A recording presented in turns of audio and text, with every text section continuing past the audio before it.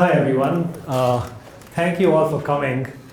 I am very happy to be able to introduce Max Levchin and Provost Andreas Cangellaris. As I'm sure you all know, Max has been a great friend of the department and a very, very successful alum. In fact, I would say that of all the tens of thousands of students that have graduated from the department over more than 50 years, there's a small group of people who have really made a mark on the world, and Max is way up at the top with them. I am not going to say too much more. I'm going to hand it over to Provost Andreas Cangellaris, who will introduce both himself and Max. And then we have received a bunch of questions from students. So in the last part of this chat, Andreas and Max will be responding to those questions, but we won't be taking questions live.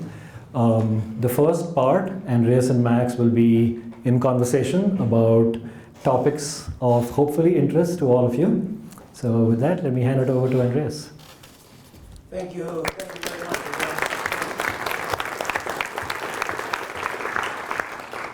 And welcome, Max. Max Levchin is someone who needs no introduction. Just make my job very easy. Thank you. But, Sorry. But I want to follow up on what Vikram said about I forgot to say who I am. influence and impact. So Max Levchin has associated his name with PayPal, one of the founding creators of PayPal, and a company that he stayed on with as CEO when it was acquired by eBay. And then, of course, he went on to do other things. He was one of the individuals who backed the success of Yelp, Slide, one of the companies that startup that was acquired by Google, which was in the business actually of sharing media of people with in the social networking start of the trend of social networks early on. And then more recently, Max went on to start new companies through the launch of Hard, Valuable, Fun, a lab, if you wish, for innovation and creation of new ideas that has given, of course, birth to Affirm, one of the new ways of providing at the point of sale customers with credit. And of course, another company, Glow, that emphasizes women's wellness and fertility. And I want to say welcome, Max, welcome back. And the first thing I wanted to ask you is, tell us a little bit about Hard, Valuable, Fun. In advance, I apologize. The reason I have my phone out is not out of disrespect to all of you, but because my wife and kids are in a car driving down here, and if they get lost, my phone's gonna go off. And as much as I love hanging out with you guys and being with my student friends, nothing frustrates my wife more than when I don't pick up the phone when she's lost. You'll learn once you start having your own children and our spouses, but all clear for now.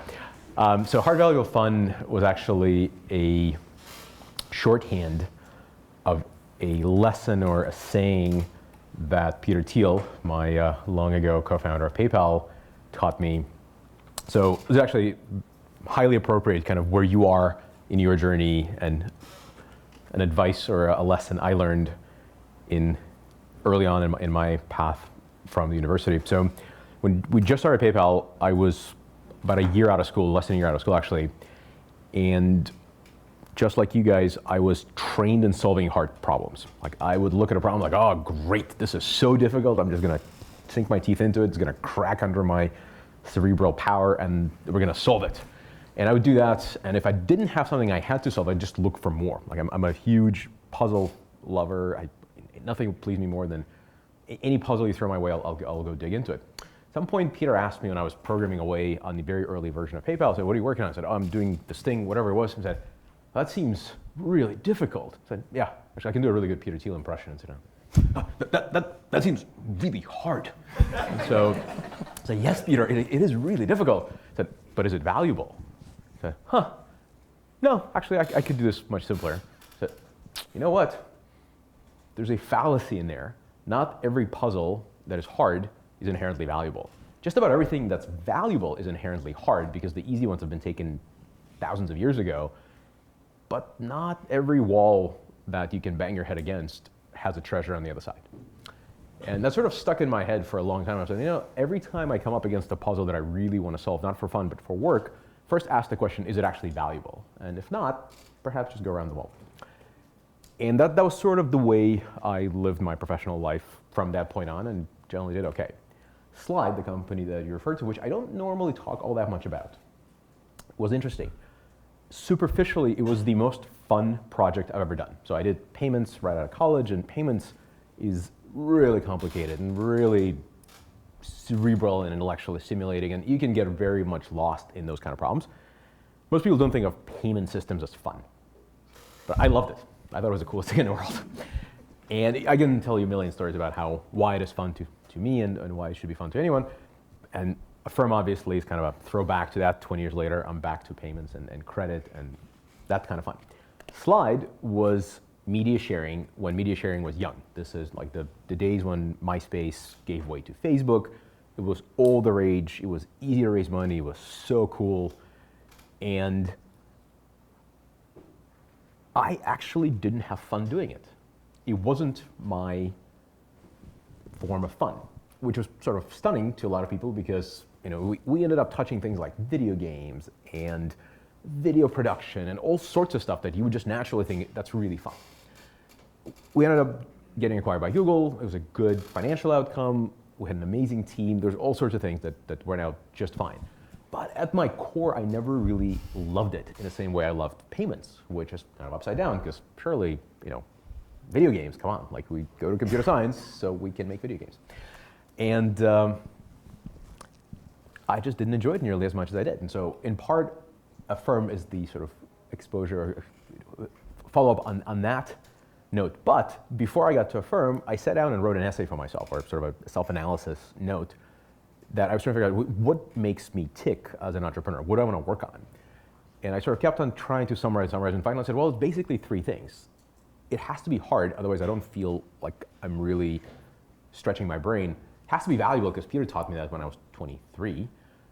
And unless I'm having fun, I am personally passionate about the project, it's just never going to be that good. It's going to be great, it could be even financially successful, but it's not going to quite get me that sort of a true high you get when you're building something truly amazing, or seems amazing to you. So I wrote it down, and I kept on telling somebody asked me, so what are you going to work on? I said, I'm just going to do something hard, valuable, and fun. And at some point, people stopped asking me because they sort of heard me say that enough. And when I finally said, all right, I'm ready, I sort of did my service to Google, I was ready to move on. First thing I thought, I'm just going to build something, don't even know what, but I'm going to call it HVF, because that's the highly valuable fun acronym. And all my projects since all came out from this HVF umbrella vehicle, but the history behind it is this realization that what seems fun is an individual choice. What's hard is not always valuable, and it's the intersection of the three that really kind of makes for a great company. So let's go back to the days when you were one of the students here at the Urbana-Champaign community. What are the memories that are stuck in your mind? Is classroom, the community bars, what is it? So there's like, my entire college life is not even PG-13, it's PG. So I'll be your commencement speaker tomorrow. Hopefully some of you will attend if you're graduating or if you just want to hang out. I took out all of my not PC jokes out of it under pressure from my team here, but I'll tell you all of them right now anyway. So one of the lines that didn't make it to the final cut of the speech is, I did all kinds of sleeping around on this campus. I slept next to just about every computer where I could get my hands on a keyboard. And that should give you a sense. So I loved it here. Like all the sort of complaints you hear about, the corn gets to you, it's so cold in the winter, it's so hot in the summer. Like none of it ever mattered to me. Like I cannot tell you how much I enjoyed my time in Champaign. Like it is a true story. This is not unprompted by anyone. it's a bummer that it takes such a hike to get here from Chicago. So I go through Chicago fairly often for work and to see my mom. But I love it still. I enjoy the campus. But more than anything, I could not get enough of computer science classes. There was a semester when I decided to take on 29 credit hours because I just thought I'd gorge myself on more CS lectures. The only difference between, this room reminds me of 1320 DCL in the other building where I'd spend many a happy hour. The first thought I had when I walked in, like, the one thing that was really cool is when nobody watched, I would hop on these tables and go from row to row on top of the tables. That was so cool. Like, maybe like a 19-year-old me was, but this isn't DCL, but it really is kind of similar looking. But I really enjoyed, there were a lot of great professors here. Some of them, I don't know if there's anyone on a faculty left who I had the pleasure to study with, but Mike Feynman was an amazing professor here many years. He passed away a bunch of years ago, but he was the gentlest soul and just the sharpest interpreter of concepts. There was this guy, Andrew Chen, who since left and joined the industry. He was the toughest friggin' grader I've ever had. And anyway, in 1320, which this reminds me of, there was a guy at Reinhold who was a CS 273. These days it's called 373 for you, I think, but in my day it was 273. Now there's a 373, 473, but advanced logic, basically algorithms. And he had the sharpest tongue for anyone who'd make even the tiniest mistake in class. Like all of that, I was just like, give me more. I want to learn more computer science. So I was a true nerd. I enjoyed every part of it. I have never been inside of a bar in my time in Champaign, ever. I don't believe I had a single alcoholic beverage. Need I go on more? I was a nerd. I slept next to the vending machine in DCL downstairs because you could wedge your body between the machine and the wall and lift your legs up. And the machine had a nice property where sometimes if you bang your head against it hard enough, a Snickers bar would fall out, which was part of my sustenance plan. And the harder choice was always, if the Spark lab could be snuck into once I finally got a Spark account. Like I could go there, but then it's kind of lonely, it's a big empty room, or I could go to the ACM office where all my friends are, but there's usually competition for keyboards. So those were my hard choices on campus. On occasion, I knew that it takes me a minute and 47 seconds to ride from PAR to DCL on my bike. It's exactly the length of the guitar solo of Via Musicum, which is Eric Johnson's famous guitar. I can go on and on and on, but like it should give you like the nerd of the nerds. That was me. Well, I have to say that evident in what you're telling us and the way you're saying it is an affection for this place. And we have seen that. I mean, you have given back, you have supported the scholarship here. Tell us a little bit, why the scholarship? What is it that motivated that giving back? So the scholarship is named after my grandmother, who was a super strong influence in my life. So I, in general, sort of grew up in a family of scientists. So I was born in Soviet Union. I sort of grew up a little bit there and a little bit in Chicago. But part of the interesting dynamics, and it's kind of a somewhat controversial line because you're supposed to sort of hate the communists, but we left the country as refugees, so I'm supposed to harbor a certain healthy hatred of the Soviet state. But the one thing they did right is they had complete equality of genders. You could go get yourself a PhD in whatever you want as a woman, and it wasn't such a big deal. It was just, all right, whatever. You want to study, you study. Education was free. My grandmother had 2 PhDs in astrophysics, so she was kind of a badass.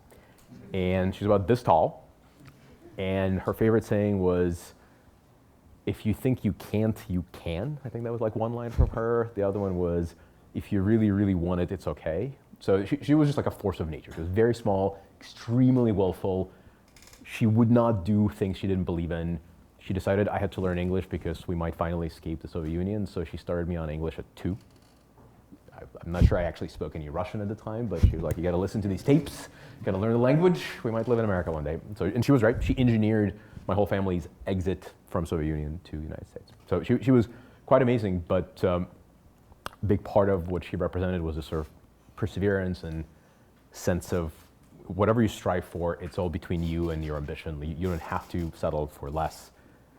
On her deathbed, in Chicago, she berated me for only getting off easy with a bachelor's. She was like, this is ridiculous. Like, you're the first bachelor's degree student in this whole family. Like, you got to do better than this. Like, I can't. I got to go start a company. It's like, company. What are you talking about? She was not very supportive of computer science, incidentally. She felt it was, she was a physicist, and my whole family is a bunch of physicists. And so to her, physics was the science. And then somewhere underneath it all was math, because there's no Nobel Prize for math. And I've told her many times, there's a Fields Medal, and it's just as prestigious, maybe more. She's like, no. Fields, that doesn't matter. Nobel Prize, that's the target. And so when I said, well, I made a compromise, I'm gonna go study computer science, she said, computer? Meh. Science. I lied. So anyway, so she was an amazing character.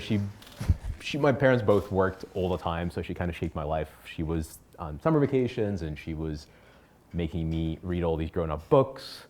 She wrote very serious astronomy and astrophysics papers that I many years later found in the Harvard Library. So she was quite an accomplished physicist, in addition to kind of being a cool grandma. And she'd never been outside the country until we immigrated. She spoke English, she wrote English fluently, but she'd never heard herself speak to a native speaker. So her English had this ridiculous accent, and she knew it, but she didn't know what the real thing sounded like, because we were sort of living behind the Iron Curtain. So she bought a book on how to pronounce English words correctly with pictures. Imagine like a sliced face. Here's how you position your tongue to say, the English sounding rolling R. And she would make me say that and be like, oh, that sounds right, according to this picture. Anyway, so she was wonderful. I thought one way of honoring sort of person who shaped me, obviously I'm a big fan, big believer in the notion of equalizing genders in computer science. Seems if I'm going to endow a scholarship in computer science, might as well be named after a woman who's so important to me. Great. Vikram, when are the applications for graduate school, PhD over? Bring him back. I have a really close friend who teaches at Stanford who said, once you hit 40, that's it. Like, you just, every year after PayPal was acquired, he was like, now you can come and, he's exactly my age, I think, and he's like, you can be my PhD student anytime you like. I'm like, all right, I'll do it. Now I got to go start another company. And once I turned 40, it was like, don't even try. Like, I don't want to see you. So I don't know if I can come back. But I entertained grad school for about a day after I graduated. I was like, maybe I should honor the grandma, because she had passed away by then very recently. And like, no, I got to go start a company. What I would say is, I think the Stanford professor was wrong. You can do PhD I can after still 40. have a shot at it. There's no free pass, but I'm sure if you apply, I'm not look at interested it. in any honorary degree for me. You took so many computer science classes and other classes. How many classes did you take on entrepreneurship back then? 0. There were no entrepreneurship classes at U of I back then. There was just as I was leaving, this guy, Justin Kuntz, who I think is still kind of in and around campus. He's still a friend of mine. He splits his time between LA and Champaign or Chicago at this point, I think. But he founded Sig Biz, which was very controversial because, so SIG stands for Special Interest Group. I was a huge ACM, so another nerdy facet I forgot. I spent all available time in DCL, specifically inside the ACM office, which was like the land of my people. And ACM was the sort of nerddom, and you had everything, Mountain Dew, computers, that's it. And when Justin decided to start Sig Biz, this is kind of like 97, maybe 96, and this was when it became very clear that the web, which was kind of a really cool thing, and then Mark Andreessen at NCSA kind of made it even cooler by adding graphics to it, like this is going to be a business thing. It's not just like another cool innovation. It was actually going to be a gigantic sort of seismic shift in the world of business. And there was just enough interest between maybe 2 or 3 people I knew, myself, and this guy Justin, who said, let's have a special interest group, not in computer science, not in computer architecture, because all of these have been around for 20 years. And all these people that preceded us at ACM who ran these special interest groups for chip design and stuff like that. And he said, well, let's do one for business. And that was quite a controversial idea because people were debating, well, do we need a business or entrepreneurship? Ooh, these strange words, not cool. And so these days, I'm sure it's super cool, but back then it was actually quite controversial. And the notion of going over to the business campus to take a business class was, what are you, a business student? So I'm glad to see the change, and I know there's tons of really cool entrepreneurship stuff happening here. but it was definitely a little touchy in my day. So were you ready when you did move on and say, well, I'll start a company, I'll be part of a new venture? Did you feel ready? Nope. I was I didn't even know exactly what it means to start a company. So somebody on this campus at the ACM office invited me to start a company. And I had never read anything about business. I'd never started a business. I basically said, I don't have any other plans for the evening, let's do it. And it sounds almost too naive, but it really was that naive. And so I didn't know I wasn't ready. It was a little bit like, you know what, I don't know if I can play the violin because I've never tried. You can assume people who've never tried the violin don't know how to do it. It's very hard to be born with that skill. But I was dumb enough to be like, all right, sure, whatever, well, let's give it a chance. And so I proceeded to fail time and time and time again. So this is not as though I tried and like, oh, look at that success. Like it was a road paved with failure. Eventually worked out, but it took many tries. So if you reflect on that and you look at today's reality, where so many of these students are thinking about it, what do you think are the key obstacles that one encounters when they think about, I want to go and start a new venture? I don't know if they've changed very much. I think it's fundamentally about getting out of the comfort zone.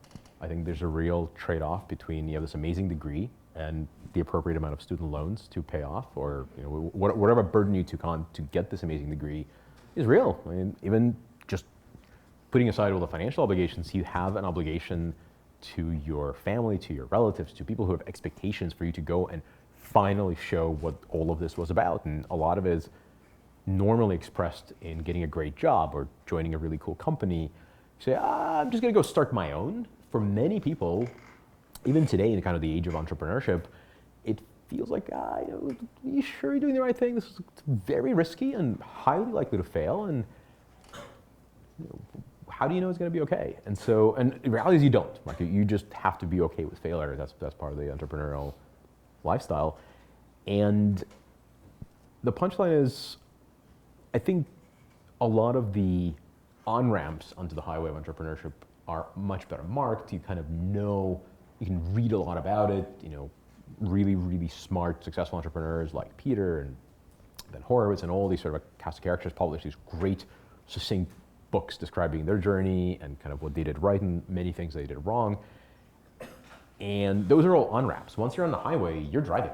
Like you can have an accident or veer off the road or make all kinds of mistakes. And those are the same obstacles. You kind of have to do it. And entrepreneurship is one of these things there's only two ways of doing this, two ways of learning it. You can either just dive off into the deep end and do it and see what happens. And it is not a zero chance. In fact, it's a pretty high chance that you're gonna have a very hard time learning how to swim.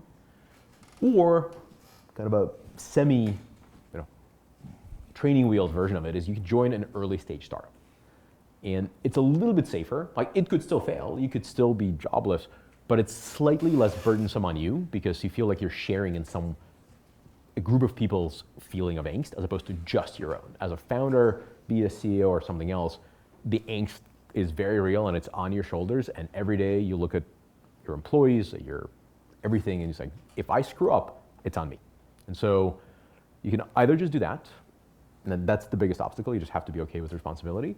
Or you can join an early team and watch how others are coping and participate, but it's a little bit easier to deal with. You mentioned the word team, and you have some experience with that. How important is the team?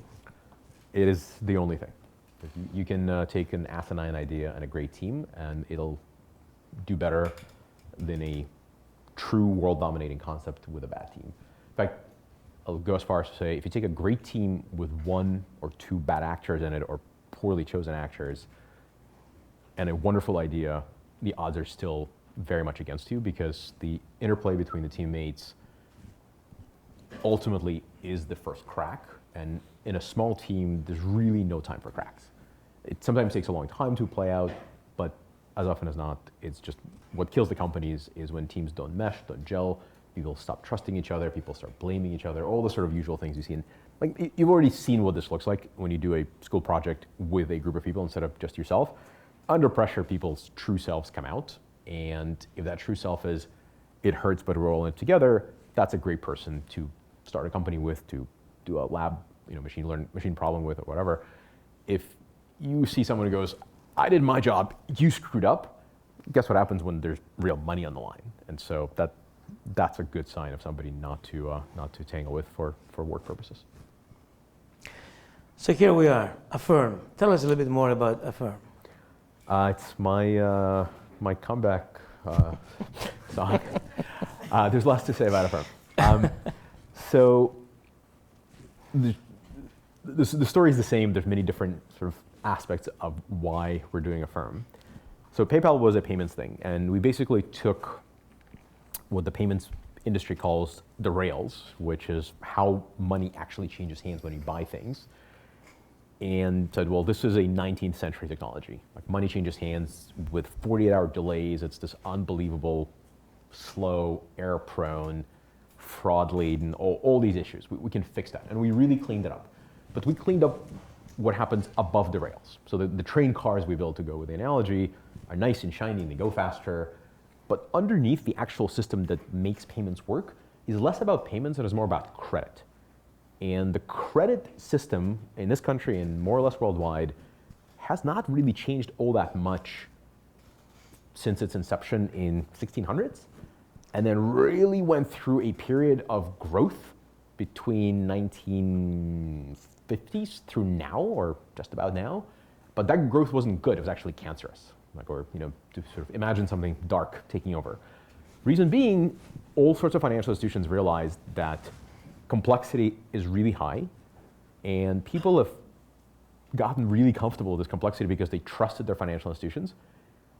And the profit models went from clear, transparent terms, where I will give you some money and I expect you to give it back to me with a little bit of extra interest, and that's how we're going to conduct business, to let me sell you something that sounds a little bit too good to be true. I'll give you $1,000 and it'll be a free loan, 0% interest rate. And so long as you're on time for the next 72 months of paying it back, it'll be a 0% interest rate. Basic calculation of time value of money, if you take in economics, you know what I'm talking about, will tell you that this is a bad idea for the lender. You will lose money because money grows with time, and so something's wrong. The trick is, in a very small print underneath the loan terms, it says, but if you're even ever so slightly late, what we're going to do is move our interest rate from 0% to, let's say $29.99, or whatever is the highest rate allowable by law. We're going to compound this rate, not from now when you screwed up, but from day one. And to make sure you're clear about this, in even finer print, we'll say things like, there's also going to be a late fee of $38, because that's the maximum we can pull off to go with that. And we're going to compound all the interest into the principal, because this is an exponentially growing loan. And so it's a very easy way. Oh, by the way, one last bit. We're not really going to remind you to be on time. So if you mess up, hey, you read the fine print, right? It's like in 4-point font, easy. And so this is an egregious example, but this is 100% true. Like, none of what I just said is made up in any shape or form at all. This is what's called deferred interest product with full recapture. It exists. Every time you go to a point of sale store, when they tell you, please take out this credit card, gives you a 0% loan, 0% credit card, and a 10% off on the nice pair of pants you just bought yourself. It's too good to be true, because it is. But the party at fault here, or the party perpetrating bad behavior, is the bank that's issuing this card. And the more I looked at this, and the more I sort of spent my time refamiliarizing myself with the payments industry, the more I felt sick to my stomach about how this is just a bad state of things. And it doesn't have to be this way. Banking and lending and credit and all the financial infrastructure that does this today is very new. It's the last 50 or 60 years of financial innovation through introducing complexity, seeking rents, extracting profits where I think it's somewhat dishonest. Fundamentally, it's about creating products that misalign the interest of the customer with the interest of the bank. Sounds a little bit like I've been drinking too much socialist juice from which I ran away in my teens, but it's not true. I'm a firm believer in capitalism, and I think it's a good idea to build profitable institutions because they can self-sustain. But I think you can build a moral capitalist company, or you can build an amoral one, or an immoral one. The product I just described, this deferred interest thing, I think is pretty much well south of the immoral line. There's plenty of things you can do that are kind of like, you know what, you understood the terms, right? Maybe they weren't in 4-point font, they were in 12-point font. So you can kind of read them if you want to. Then there's a way to do it that actually fundamentally aligns the financial services company with the customer, be it the borrower or the merchant or the transactor or whoever is on the other side of this. If they succeed, the company succeeds. And if they're in trouble, you are motivated financially through profit to help them. And that's the sort of founding vision of Affirm. I realize that I've now taken up like a full 5-minute lecture, but this is something I obviously care a lot about. And that's what we started building 6 years ago. It's I think the longest project I've ever had.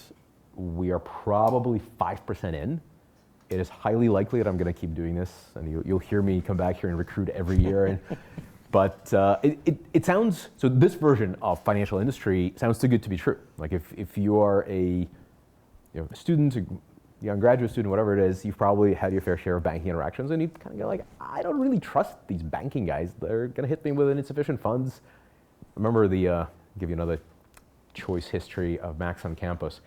Busey Bank, which is no longer a thing here, but those of you who've been in Champaign for a long time remember Busey Bank on Green Street. I think they had like maybe 1 or 2 locations. At one point I had a balance of $19, and I was on a first date, and I tried to withdraw anything, and I made the mistake of withdrawing $20. Was hit with the insufficient funds charge for using the ATM, denied the funds, so I didn't withdraw anything, and saw my balance go from 19 to 12. So I remember sort of shaking my fist at impotent rage against the bank, and probably forgotten the experience. But the amazing thing that happened with Affirm is we've proven at this point that it actually works. So we've made well north of $1 billion of loans. We have many millions of customers. We have more than 1,200 partners that promote our products to their customers. So it actually turns out to be possible to run a business that has an implicit profitable characteristics while lending and creating financial services, as opposed to these opaque, don't look over here while we try to make some money. We don't do things like zero now, something else later. Like none of those shenanigans are part of our repertoire, and it feels great to work on something like this. It in many ways feels like I've sort of gone back to PayPal and decided to fix what's underneath, which is, there's some poetic justice in it. It's been 20 years. But anyway, I'll stop there. There's some happy Affirm people with Affirm t-shirts on. They will tell you in great detail if you're actually interested in what it takes to build something, but my job is not to recruit you right now. I'll recruit you later. Good. Well, I want to talk a little bit about, you mentioned the word moral, doing moral things, moral business. And here we are with AI, machine learning, data analytics, interfering with everything we do in our lives. How do you feel about the good, the bad, and the ugly in all of this? I'm somewhere between Mark Zuckerberg, who says, it's no big deal, nothing to look at here, and Elon, who says, the robots are coming, hide. I know both of those guys fairly well, and Elon is the more amusing of the two, incidentally. And every time I talk to him, seems like he wants to shake me to tell me that I'm not scared enough. I don't think it's quite as dire. I think he's read a lot of science fiction. But I think we are getting closer. If you've seen the Google demo from a couple of days ago, the voice conversation with Salon in the restaurant is kind of stunning. So I think we're getting very, very rapidly close to an extremely good facsimile of a basic human brain. For my not graduate student or not non-doctorate in computer science industry really only view in the last 20 years, I think we're very far away from general AI. I think that's a whole separate level of complexity that's at some point hopefully is going to come. But I think fundamentally the morality of that creation when it comes rests on its creators. I don't think we can sort of do these sort of a look, it's just going to work itself out. Every technology in the world has ultimately been used for good and bad, so we just got to kind of let 1,000 flowers bloom. In this case, I think it's one of the few technologies, just like perhaps nuclear physics and some of the bio discoveries of recent 100 years, where if you don't have a framework of how to deal with moral applications, you're going to wind up with immoral applications. And one version of kind of a scary thing that I believe in is if you tell a computer, hey, here's a bunch of inputs, you should care about these, and here's your goal. If you have a sufficiently strong AI, it will figure it out. For example, you can say, hey, computer, trade stocks for me. As quickly as you can, figure out whatever it takes. If the stock market moves up, buy, and then let's sell at a profit. At some point, AI is going to be smart enough to say, well, every time there seems to be a war somewhere. Certain types of stocks go up naturally because people buy more supplies and weapons and all these other things. Maybe I should just start a war, or at least spread the rumors of starting a war. And computer is not necessarily a moral animal, and so you can imagine this. You don't need strong AI or general AI for this. It can just happen. And so that sort of stuff we should be thoughtful about and guard against. Otherwise, we will wind up, and hopefully it doesn't ever get to something as dramatic as I described, but you can have mishaps, for lack of a better term, that could be costly financially or beyond. So my sort of a shorthand for how to deal with specifically this concern about AI becomes a real thing, and we need to worry about it, is I think as much of AI research should be open sourced or close to open source, because it is one of these situations where I don't think the weakest of the AI research folks should have access to the strongest ideas, because then everybody's going to have the biggest weapon. I actually think that what's going to happen is you'll have people who are sufficiently concerned about the morality of these super intelligent machines. They will start understanding the consequences of intelligence way before anything really troublesome can happen, and start designing things like laws and rules and regulations around it. And I think AI will be regulated, and I think it's going to be okay. We have very, very stringent regulation in a bunch of industries, and they generally seem to be growing and providing profitable products and companies just fine. For example, finance, where we play at Affirm, is extremely regulated, and I generally don't have too many problems with it. Yeah. So I think that's where we're going to head. But if you open source as much of the research as possible, my guess is you'll have, the regulators for one, will have easier time understanding what's coming and preparing for it. Along these lines, I will tell you that in my role as provost now, and I look at all people who are applying to the University of Illinois, I would say that the demand for, or the interest in computer science has never been higher. Good. So everybody wants to become a computer scientist, and I get very worried about this. Should I be worried about this? No, I think it's a little bit like saying, I'm really scared of the water, so I don't want to learn how to swim. There's probably, if you're really scared of the water, time to get in the pool. So let me push this a little bit further. So what if we said, well, the University of Illinois Urbana-Champaign will only educate computer science students for the next 10 years? And then stop? And then That's a terrible idea. We'll say that, then we will revisit.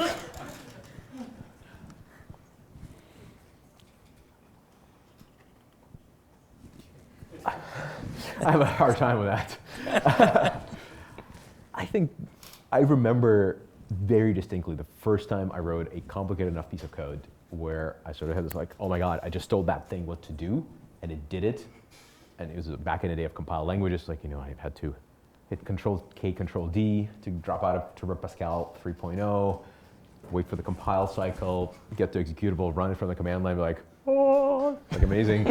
I made that happen. It wasn't quite Hello World, but it was really close. And that is amazing. Like, people should just delight in this, and I'm certainly going to spend my entire life doing this. And so computer science is more like that than today's hot thing like AI. And there'll be a big fundamental AI breakthrough or 2 or 3 or 10, but then there'll be something else. Like hopefully before my time's up in this world, I hope to see computer-human interface that is at neural level. I think that, in many ways, I'm sort of more excited about that than I'm about AI, because presumably that happens once we decode. And we're not even close to decoding the optic nerve, and that's the easiest one. There's all sorts of things that are happening in the brain that we really don't understand. Once we do, if we can actually bridge the analog of the brain and digital computer, that's going to be amazing. Like, you don't have to have intelligent AI. You can be the intelligent AI plus the intuition plus the pattern recognition that we have, which we may never fully teach computers. So if you say, 10 years from now, we're going to reevaluate, someone else is going to build an amazing university that solves that problem. And after that, there will be nanobots and intelligent machines that are partially human or the other way. And I think we should be leading that as opposed to finding out who's better. Great. I'm obviously a techno-utopian, so you have to discount this somewhat. It is great. So if I understand you correctly, what you're saying is, emphasize physical sciences, because there is so much that interface that is very important. How about the humanities, the social sciences? How about those areas that are very close to what you're saying, keeping the human in the loop? I think it's actually one thing that I think is not getting enough airplay right now at all, because it is so exciting to be in computer science and computer engineering and all the sort of attendant industries, is actually humanities. The one thing that if I didn't do enough of while on campus, I certainly traded in as much time as I had for non-essential humanities that I thought not essential back then for more computer science. And I enjoyed computer science tremendously, but reality is I would have loved to have picked up more philosophy, more economics, more even kind of a more science of the non-digital kind. Like I would have been better off with more biology. And I think it's really worth investing in, perhaps for some of you who still have a lot of choice in the matter, just given that you're not graduating right now. I think those things, those sciences, those disciplines are descriptive and prescriptive of what makes us human. And as we become more and more dependent on computers, it's important to know and be grounded in what it is that makes us human. Like one thing that I was a huge fan of as a kid and did a little bit of it while at the university, but really in retrospect would have just been, I think, that much happier to have. I could have easily spent another year here just doing more computer science, to be honest, but I should have spent another year doing history. I think the one thing that makes humans human is a profound ability to evaluate what came before them through the lens of modern knowledge. History is really only clear about 100 years after it took place. So having a lot of cycles invested in history and philosophy probably is a really worthwhile investment, even though it seems like one more class on, I don't know, R or Python would just do the trick. So all those things kept equal, humanities is an underrated part of education. So I am now in that phase where I'm asking questions that were submitted by students. And this was one of them. It had to do with how do you see the future of computer science? And in particular, the question here is, how do you see the future of startups in general? How things will change in the startup side of things? It's very hard to predict because there's a new wave every other month, I think. I'll tell you what I hope things become. So I think one of the trends that I've seen in Silicon Valley, and Affirm is very much a member of this trend, so I'm very happy about that. But one thing that has really changed in the last 4 or 5 years especially is the very conscious search for meaning in work, meaning in what you're trying to solve. 10 years ago, social media, social startups were building a game on top of the Facebook platform, we're building a platform on top of a Facebook platform, on top of another platform. Like all those things were nice shorthand for, hey, let's go build something really big with a lot of people, sell ads and make money.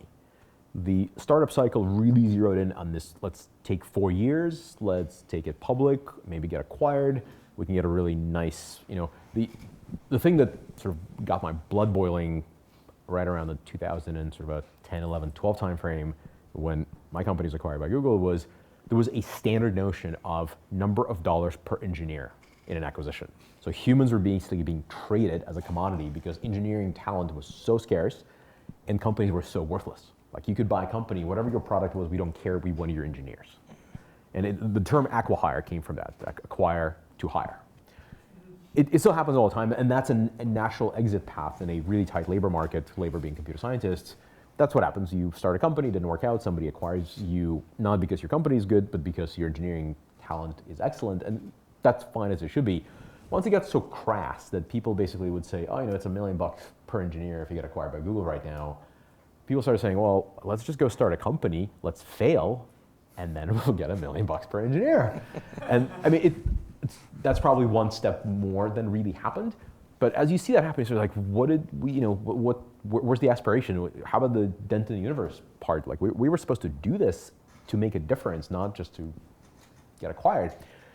In the last 4 or 5 years, that's really reversed. There's a lot of people who have unbelievable level of passion about what they're trying to fix. Like I've been sort of nuts about this whole payments and credit space for a long time. I'm happy to be doing it.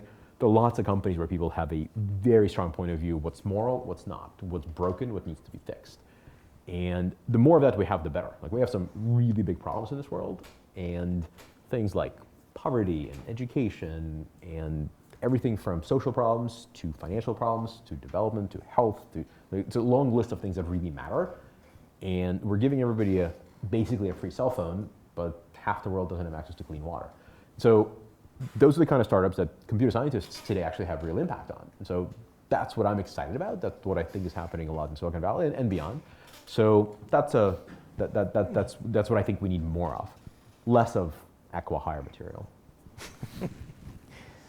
How about blockchain? Ah, the blockchain.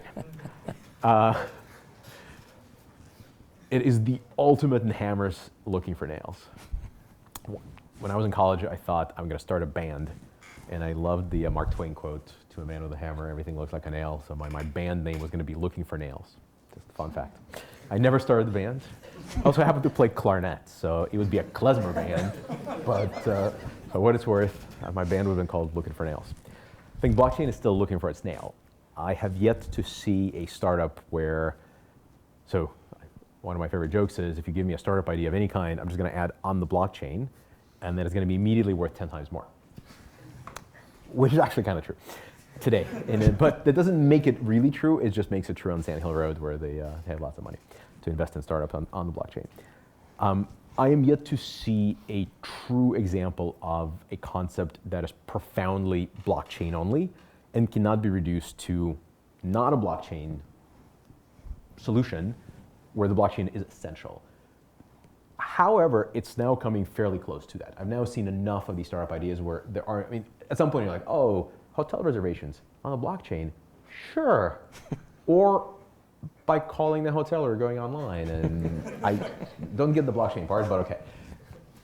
That was 2 or 3 years ago. At this point, blockchain startups, you're starting to see people are scratching at the classic process. For example, one that I saw that I thought was almost right was notary public on the blockchain. So the notion of somebody rolls, like literally comes over to your office with a wheeled suitcase with a big book, and you stick your thumb onto it. I mean, that's how notary public works. And it's a kind of a crazy, crappy job. People do it out of a sense of responsibility. They do it because that's how the records work in this country and a lot of other parts of the world. And it's really not modern. It's been around for a couple hundred years, and it's absolutely ripe for disruption. And the notion of a distributed trusted ledger is perfect for it, because why come to my office where I can just thumbprint my blockchain with a thumb reader and it goes onto the blockchain? And so that's almost right, except the cost of a notary public coming to your office or your house or whatever it needs to go is so low, it's actually not worth the price of injecting a new entry into a block. So there's a mismatch on the economics of it,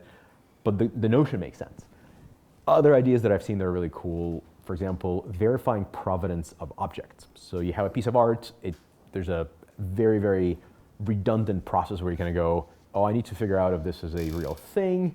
I'm gonna ask an expert to come by, they come by, they say, okay, this is a real thing, it's great.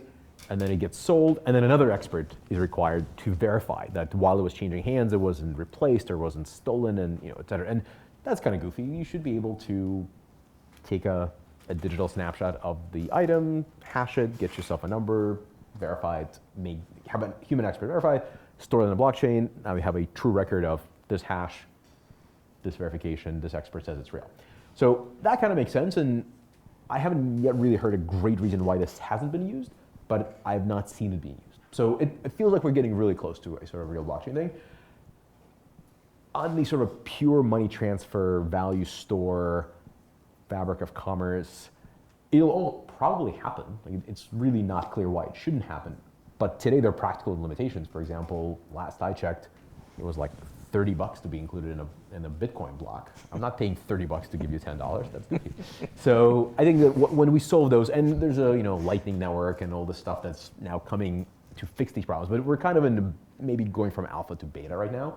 The interesting thing is you have this enormous amount of capital that's been thrown into the blockchain. It's a really fun game, and in the world of open source, which this is, the technology eats itself. You had NCSA Mosaic, which got commercialized as Netscape, and immediately all these other things popped up, and there's Internet Explorer, and Chrome eventually ate the world, and same thing happened on the server side. You had HTTPD, and then that was open source, then Apache came in, and then all these different servers exist, and every time a new discovery is made, somebody goes, oh, I can do it better. And there's not really a lot of sense of, oh wow, all that work goes to nothing because somebody ripped this apart and now built a new one. In this case, there's a value transfer equation that has to play in because there's literally a couple of $100 billion worth of value stored in these digital tokens. If somebody comes in and says, I have a Bitcoin replacement that's faster and cheaper and better and scales and doesn't have the 10-minute settlement times, but everybody has to come over, the inertia isn't just, I don't want to change my source code again. It's the, I don't want to, how am I going to drag over all these billions of dollars? So that, and obviously there's an easy way of doing this. There's an exchange, you can buy this with that, but it's a bigger barrier to entry. So Peter, I think, believes, last I talked to him anyway, he believed that Bitcoin kind of will remain the lingua franca of the digital coins because there's so much capital invested in it and it's the first mover advantage. So, don't know, can't prognosticate, but I like this stuff. Incidentally, just for sort of all of that criticism aside, the math behind solving the original paper was basically a description of a very clever solution to the Byzantine generalist problem. If you're a computer science student, you better know what that is if you're graduating. And so that's a very cool problem that needed a solution, and there have been all these solutions before this one that it's now sort of, it happens to have a financial implication, but just the logic itself is very, very clever. And the fact that he uses things like Merkle trees, which are both super obscure, and crypto nerds like me just love the fact that it's found it's good use. So it's very beautiful, it's really fun to read. I'm yet to find a thing that makes it super worthwhile. And how about quantum computing? That's one area, so I know a lot less about quantum computing than I probably would like to, just given that its most recent advances are really fairly new physics as opposed to just computer science. I try to keep up with CS. I am probably fairly behind on physics. Super shorthand version of what I know, what I think I know about quantum computing. I don't see a material science breakthrough on the horizon that has a big leap forward, if you will, except for photoquantum computing. So the photonic quantum computing, or whatever the acronym is these days, that's the one that seems to have the most promise. But I am an observer, not a participant. I barely understand how the stuff really works underneath. So, Max, what is your favorite flavor of ice cream? I am badly lactose intolerant, so none. And you do not want to find out what happens. Actually, I found out, this is another great Illinois story. So I was so aloof about my, this is probably not at all appropriate, but my roommates in college clued me in and said, every time you have breakfast cereal with us, we go to class, you go to barf. There's got to be something in the food, and we're all okay. It's you who can't handle milk. I'm like, no, I ate milk all the time as a child. Like, lactose intolerance much? Like, no, I never heard of that. Like, read up on that thing, and it's like, oh my God, I am. So I don't know if there's a lactose-free ice cream, but I've never tried it. It was another great college experience. You can tell I really busied myself here with. Sorry, so some of this is like I'm giddier than you are with these stories because I just like being here and I haven't been back in a while. You have recruited people, you have fired people. What are the things in your mind that differentiate an outstanding student or an outstanding employee? Curiosity, grit, commitment to learning, and humility. I think those are the 4 key characteristics. When you're really young off the school bench, that's the sort of the right formula to take. Just be super hungry for knowledge. It's going to be hard because you're getting into a new learning environment. You kind of have to power through a lot of stuff. You have a great degree, and you know it's a great degree, and you're surrounded by people who didn't necessarily go to the best school, but they've been in the industry for a long time. If you show up as like, hello, here I am with my top 10 computer science school. Like, I went to a state school in a lesser state, but they've been in the industry for 10 years and they've built it all before, and you're learning. Humility really helps. Good. And the last question I would like to ask, think about AI, think about all this political turmoil the world is going. In your mind, how quickly will we come back to the state where we feel confident about who we are and how we can control technology and put it to good use? I think in general, the entropy of the universe is increasing. I don't know if there's much of a way back. I think it's the sort of the new normal to be okay with the turmoil, we're probably better off fixing the things that are closest to us and feeling good about that. I have little kids now, so I find myself worried about the future more for them than for myself. I think the state of everything is good and slow and comfortable is never coming back, and I'm not sure it ever was. I think it may be that way in retrospect when you look at today and you say, wow, there's like 15 different crazy nuclear developments going on, including a couple of nations trying to get nuclear weapons, which we don't really think would be a good idea for anyone involved. That was not, the Soviet versus US nuclear race in the 50s, 60s, 70s looks quaint. Like, oh, there's just two nations, trying to have mutually assured destruction. But I'm sure it was terrifying back then. My mom was on the Cuban Missile Crisis on the Soviet side. She told me, vividly remembering standing by the loudspeaker in a town square in her town in Ukraine, being told the Americans are launching a nuclear rocket. No, they're not. We made a mistake. They're not launching. Oh, the Khrushchev has made a pact with Kennedy. And so the world seemed like an extremely uncertain place in the 60s. And now we're back like, oh, gosh, they could have just gotten on the encrypted phone line and had a little chat and it would be okay. Now we're all kinds of complicated. I think it's going to get more complicated, and if Elon has his way, we're going to be doing the same thing on Mars and a couple other places soon enough. So entropy is going to increase, but I think the opportunities are so huge and there's so much impact you can have.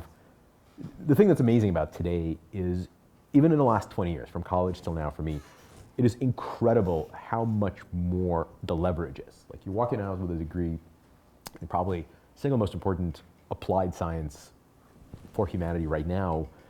When I left college, I thought, if I really put my mind to work, I could build something for 10 million people, and that would be kind of cool. By the time I was 30, so roughly 10 years later, I thought the measure of success is 100 million people. If 100 million people touch the thing that I made, I really moved the needle. Today, it is not at all strange to be building things for 1 billion people. And so the order of magnitude changes, at least in my sort of sheltered perception, 10x every 10 years. In another decade, we should be able to sort of cover the world and another planet. So, at least if the progression holds. So I think the opportunities are much more than ever, and the risk goes up with it. So I think we're just gonna have to take the good with the bad. Well, Max, thank you so much for being back, being a commencement speaker. Thank you for this conversation. Pleasure. Enjoy your stay here, and we will have you come back often. Somebody here quickly invent null transport. If you read your 1950s, 60s science fiction, that's the sort of, beam me to champagne, Scotty. I'll come back every week. We are working on it, yes. Excellent. Thank you. Thank you so much. And students, I would like to say that we have Jen and Ashley here who are with Affirm, and if you would like to